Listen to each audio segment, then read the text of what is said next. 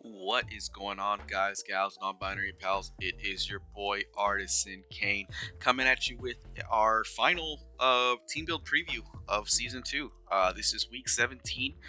We are going up against the Jamaican Jolteons, coached by Lyncoln, who we are currently neck and neck with to uh, solidify a playoff spot. So basically, winner of this game will get the fourth seed in our conference and head to the playoffs. So a lot of big implications here for this game. A lot of pressure on the line to do or die, basically. So real quick, we played Lincoln earlier this season. That game ended in a 6-6 tie. A very defensive battle in which neither of us were able to solidify a KO. A lot of that is due to timer. A lot of that is due to both of us bringing extremely defensive sets. Uh, and we kind of were in a stalemate that whole match. If you saw it before, I'll leave a link in the description if you want to see it. But it is a bit tough to watch. In retrospect, a lot of the sets I brought were not going to be able to put enough pressure on Lincoln's team, especially with the way he likes to play. Um, and it ended up in a game where we didn't get anywhere, and a lot of that is due to that 20-minute timer. That is just a fact of the matter. I mean, we really can't do anything about it right now.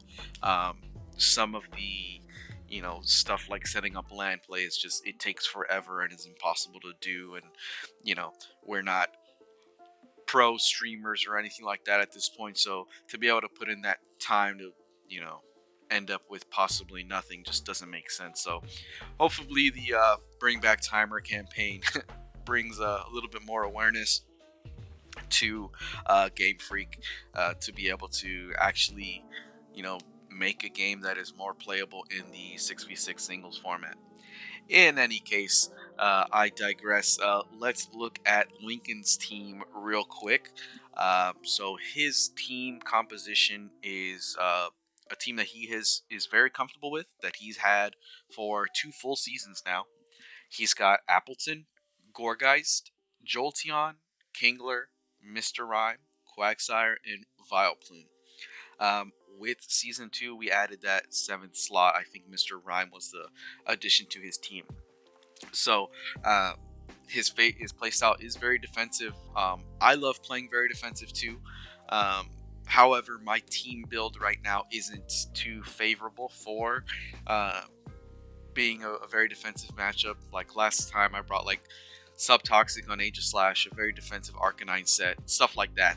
I just wasn't able to rack up any damage, especially when a lot of his team has access to recovery. Appleton has recover. The Mr. Rhyme has slack off. Quagsire's recover. Vileplume has moonlight, etc., etc.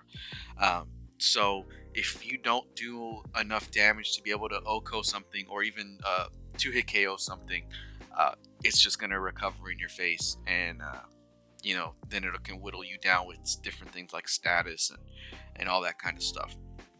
So to start off here, first mon here, you can see highlighting here is the Aegislash. We are bringing kind of a unorthodox Aegislash.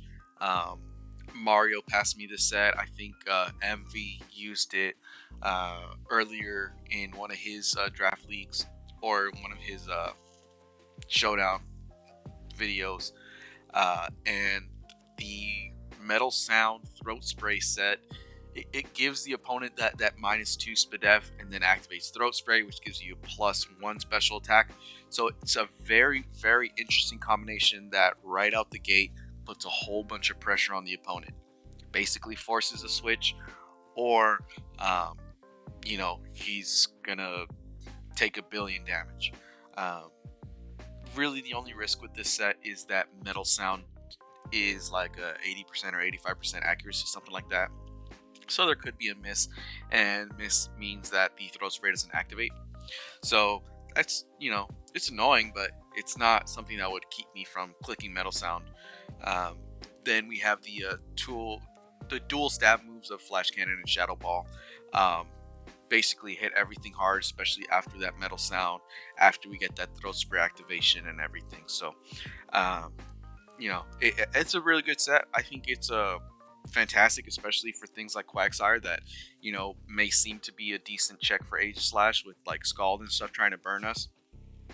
But and I like running Sword Stance and stuff like that on Aegislash. So obviously an unaware Quagsire won't really care about that. So the metal sound gives us another good opportunity to really punish some of his mons. And then in that final slot there, we've got King Shield. That's more of to prevent some revenge kills and scout. If he's bringing in something like a Kingler with high horsepower or something to try to knock us out there, we can try to just King Shield and uh, scout and bring something else in on the next turn, which is actually a strategy that Lincoln loves doing. He loves using Protect to scout for moves and then switching to a more favorable matchup. Next up, we've got Intimidate Lefties Arcanine. We've got special coverage of Flamethrower and Scorching Sands. Solar Beam obviously there for coverage on the Quagsire. We've got E-Speed there, so even though we are running a timid set, E-Speed gives us enough with the natural bulk that Arcanine has, or the natural high attack stat that Arcanine has. E-Speed is going to be good for trying to revenge kill things, pick off anything that might be low, depending on what some of the calcs might look like, especially since he's got a very, bulky team. But I mean, primarily Arcanine is our choice for being a pivot. We can double around with Arcanine, um, bring Arcanine in, and then the next turn just immediately switch out to something else if I can anticipate a switch. Arcanine also is a fantastic check to something like the Gourgeist, which can't really hit Arcanine too hard, especially after the Intimidate drop. I think even like a Banded Poltergeist, Arcanine takes decently well and is able to revenge kill with Flamethrower. So that's the primary thing there. Again, it will be interesting to see if he decides to bring Kingler over Gourgeist. But, who knows at this point. We'll see. Hydreigon is our next mon there. Hydreigon is running Choice Specs, dual stab with our Dark Pulse and Draco Meteor, kind of our standard dual stab Hydra set.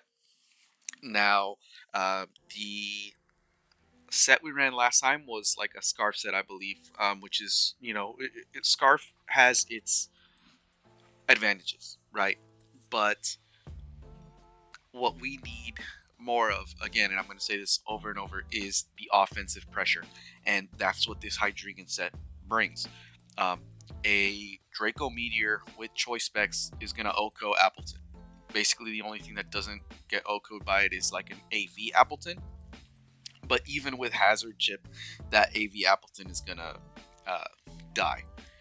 Now, I don't anticipate an AV Appleton because he likes doing things like Recover, and last time he brought Screens and Leech Seed, all that kind of fun stuff that Appleton likes to do.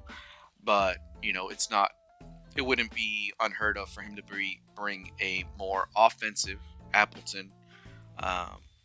Like I think like a Dynamax, he would use a Max Rock Fall 1 week with like Rollout or something. So, it's not out of the ordinary, but it's something to keep in mind here as we did our pre-game calcs. U-turn is there. If it's if we can try to predict the switch, we can just U-turn out. If it's something we don't think we'll be able to OHKO or whatnot, we can just U-turn out, put ourselves in a more favorable matchup with the momentum. And then Defog is there again, just kind of to prevent stuff like the Screens from putting us in a position where we're not doing the damage we need to do.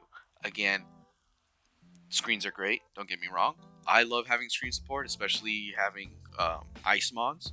Having Um, hail setters that can put up the Aurora Veil is fantastic. However, because his team is very defensive, we can't really let screens go up and make those Pokemons even more difficult to break through. Again, the last thing we want is for another tie or some BS like that. We want to be able to put offensive pressure on his team. Next up is going to be Frostlass. This is our lead here 100% of the time. I do anticipate a Jolteon lead, as he is wants to do. It's not uncommon for him to lead with that Jolteon and then try to get that quick feet boost. But we have Spike's Focus Sash. So we want to get those spikes up. We want to be able to get some chip damage. That Sash allows us to get minimum of 1 layer of spikes up on turn 1. Now, if he brings something like, out of the ordinary, like a Vileplume lead or something like that, then we would probably taunt instead of spiking, in all honesty. Reason for that is Frostlass is a pretty high speed tier, so we can outspeed most things on his team. And if we can taunt stuff like that Vileplume, and we could keep it from doing all the other BS it likes to do, using those powder moves like the Stun Spore, maybe even the Sleep Powder, Strength Zap, the recovery in the Moonlight, all that kind of stuff. We want to be able to taunt and keep it from doing what it wants to do for 3 turns, possibly forcing a switch and letting us get up free spikes. We do have the dual stab coverage for some damage, but most likely this thing is dying early in the game. And again, primary reason is just to get up spikes for us, get those hazards up. It should be mentioned that he does have Mr. Rhyme that has access to Rapid Spin, and it could very well remove those. So we do have Aegislash there to check that, and then because of Mr. Rhymes typing, Aegislash is a fantastic check for it. So next up, we've got AV Primarina. Now, on this slot, I kind of went back and forth a little bit between Primarina and Tentacruel. However, Primarina, I think, does a little bit more for us in this slot. I think bringing both of those Watermons really doesn't do much for us. So, Primarina puts a little bit more pressure on him in the form of the flip turn, using, being able to get a slow momentum shift, since we are 0 speed on the Primarina. Draining Kiss is nice for recovery, since we're running Assault Vest. The Draining Kiss can give us some nice health back. And then the Ice Beam for his Grassmons, and then the Energy Ball there is nice for Quagsire. Like I mentioned before, he likes to use a whole bunch of protects and stuff to try to scout for moves, see what I'm going to do before I actually do it. If that's the case, if Quagsire is in front of Primarina, I wouldn't be surprised if he clicks Protect expecting an Energy Ball and, trying to switch out. So in that case, we basically click something other than Energy Ball, make it think it's safe, and then kill it with the Energy Ball the following turn. So, understanding that play style, understanding what he wants to do with, last week he brought something crazy like all 6 months had Protect. It's very defensive, and unfortunately in a format where 20-minute timer is a thing, it doesn't get anywhere. Scouting has its place, but if you already know what's coming, you have to understand what your switch-ins are and everything, and we have to kind of play around that, kind of fool him into a false sense of security with some of those things as he is scouting. And then finally, we have hopefully this is going to be our star. Obviously, I'm recording this a few hours before we actually play, but Life Orb Modest Vanillux does incredible damage to his team. All the calcs look very, very favorable. Even things like a thick fat on the Appleton is going to take a whole bunch of damage. Quagsire needs to be Spadef invested Otherwise, a max hailstorm is OHKOing. Um, Max Steel Spike is great for things like the Mr. Rhyme. Also, but basically, the way the calcs look, this basically one hit or two hit KOs his entire team in Dynamax.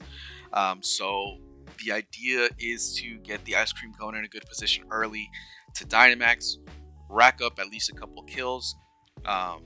He will switch in what he thinks can, take those hits from the Vanillux. But hopefully we are doing enough damage within those few turns that we can get it out of there. Primary things that keep us from doing what we want to do with Vanillux are Kingler coming in and revenge killing.